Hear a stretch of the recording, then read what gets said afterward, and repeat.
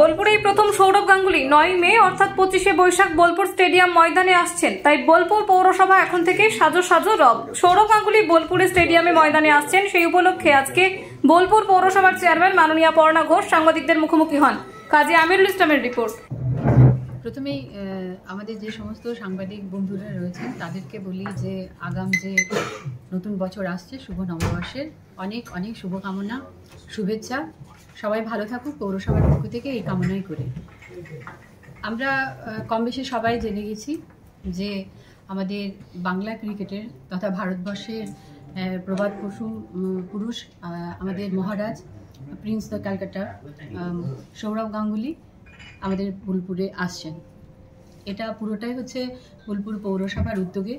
আমরা খুবই খুশি এবং আমরা গর্ববোধ করছি যে হ্যাঁ, এত বড় একজন খেলোয়াড়কে আমরা আনতে পারছি। বোর্ড অফ কাউন্সিলরের অনেক দিনেরই ইচ্ছে ছিল যে একবার যদি আমরা ওনাকে আনতে পারি।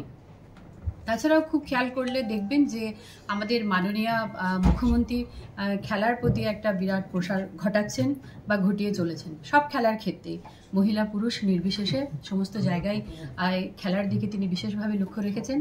আমাদের বোলপুর এসআরডিএর যিনি চেয়ারম্যান রয়েছেন অনুব্রত মণ্ডল, আমাদের কেষ্টদা, তিনিও খেলাপ্রেমী মানুষ। সবসময় খেলোয়াড়দের সাথে পাশে বা যে সমস্ত উদ্যোক্তারা এই সমস্ত খেলাগুলো করাচ্ছেন তাদের পাশে সবসময় আছে। তো এ ব্যাপারে যখন আমরা ওনাকে জানাই তো কেষ্টদা স্বাভাবিক কারণে খুবই খুশি হয়েছেন এবং তিনি সবসময় আমাদের পাশে আছেন। আমাদের যে বোর্ড অফ কাউন্সিলরের এই চাহিদাটা ছিল যে মহারাজকে আমরা একবার বোলপুরে আনতে চাই, এটা কিন্তু মানে বাস্তবায়িত হয়েছে সুদীপ্ত ঘোষের জন্য। উনি আমাদের বোলপুর মিউনিসিপ্যালিটির এসআই। তো দেখতাম মাঝে মধ্যে যে ইডেনে খেলা হচ্ছে, ওনারা একসঙ্গে বসে কথা বলছেন, চা খাচ্ছেন, তখন আমাদের বাসনাটা আরও একটু বেশিভাবে জাগে যে যদি বোলপুরের মাটিতে একবার আনা যেত। তো পুরোটাই সম্ভব হয়েছে ওনাকে ধরেই, ওনার হাত ধরেই। এবার আমরা সবাই যদি একসাথে কাঁধে কাঁধ মিলিয়ে এই প্রচেষ্টাকে বাস্তবায়িত করি তাহলে সেটা আমার মনে হয় বোলপুর শান্তিনিকেতনের সমস্ত মানুষ খুশি হবে। বিশেষত তিনি আসছেন জানিয়েছেন 9 মে 2025। সেই দিনটির একটি বিশেষ তাৎপর্য আছে।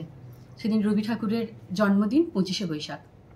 তাই আমরা বোলপুর পৌরসভার পক্ষ থেকে রবি ঠাকুরের প্রতি শ্রদ্ধা নিবেদন করব। পরেই আমরা পৌরসভার পক্ষ থেকে সৌরভ গাঙ্গুলিকে সম্বর্ধনা জানাবো। আরও অনেক সংস্থা আছেন যারা ওনাকে সম্বর্ধনা জানাবেন। যে সমস্ত খেলোয়াড় প্রেমী মানুষেরা আছেন তারা সুপরামর্শ পাবেন তার কাছ থেকে, এই আশায় রাখি।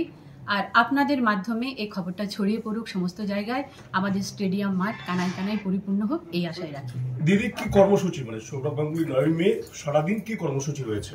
তিনি আমাদের স্টেডিয়াম মাঠে 3টের মধ্যে আসবেন এমনটাই জানা গেছেন।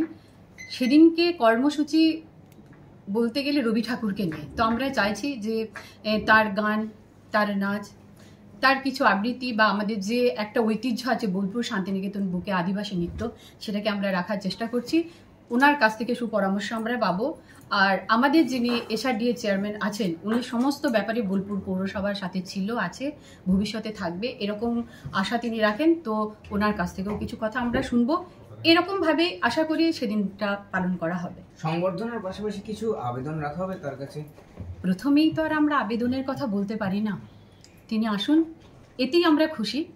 আবেদন রাখার সময় তো আছেই, সেটা না হয় ওখানে গিয়েও বলে আসতে পারি, কিন্তু আমাদের সম্বর্ধনার মাঝে আমাদের যে আমরা জানি মানুষকে কিভাবে সম্মান জানাতে হয়, অতিথিদের কিভাবে বরণ করতে হয়, তার মাঝে যাতে কোনো ত্রুটি না থাকে বলেই কিন্তু আমাদের দেখুন বোর্ড অফ কাউন্সিলরের আজ মিটিংয়ে সমস্ত কাউন্সিলররা এসেছেন, আমাদের সমস্ত আধিকারিকেরা এখানে রয়েছেন। আমরা চাই যে এটা যেন সুষ্ঠুভাবে সুন্দরভাবে হয়, এর মধ্যে যেন কোনো খামতি না থাকে। দিদি, বিশ্বভারতীর সাথে সিএবির সাথে ভালো সম্পর্ক যে বিশ্বভারতীর, তো এই অনুষ্ঠানে বিশ্বভারতী কি কাউকে দেখা হচ্ছে সিএবির? দেখুন, বোলপুর পৌরসভা, শান্তিনিকেতন, বিশ্বভারতী, বোলপুর কোনোটাই কিন্তু আলাদা চোখে দেখে না। পৌরসভা সবাইকে নিয়ে সবাইকে মিলেই চলতে চায়। তাই এত বড় অনুষ্ঠানে বিশ্বভারতী সবসময় পৌরসভার সঙ্গে থাকবে।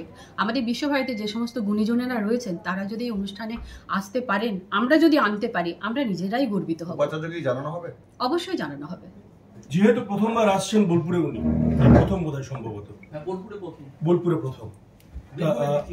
হ্যাঁ, তো বোলপুরে যারা ক্রিকেটের যারা যে প্লেয়াররা রয়েছে, উনি তো ক্রিকেটের মহারাজ বলা হয়, তো আলাদা করে ক্রিকেট যারা এখানে বোলপুরে প্লেয়াররা রয়েছে তাদেরকে কি এখানে কিছু আমরা বিশেষ কোনো আমাদের সাজো সাজো রব একটা উঠে গেছে, আমরা খুবই খুশি যখনই জানতে পেরেছি যে হ্যাঁ উনি ওই দিন আসছেন, এই সম্মতি উনি জানিয়েছেন, তখন থেকেই আমাদের একটা সাজো সাজো রব উঠেছে এভাবেই যে আমরা চাইছি বীরভূমে যত মিউনিসিপ্যালিটি চেয়ারম্যান আছে তারা এখানে আসুক, সাথে সাথে আমাদের যারা ভালো ভালো খেলোয়াড় তারা আসুক, কেননা দাদার কাছ থেকে আমাদের মহারাজের কাছ থেকে কিছু সুপরামর্শ তারা পাক, খেলায় এগিয়ে যাতে তাদের একটু কোনো সুপরামর্শ পেলে সাহায্য হয় সেটা তারা পাক, এটা আমরা সবসময় চাইবো, যে কারণে খেলাপ্রেমী মানুষেরা ওখানে থাকবেন।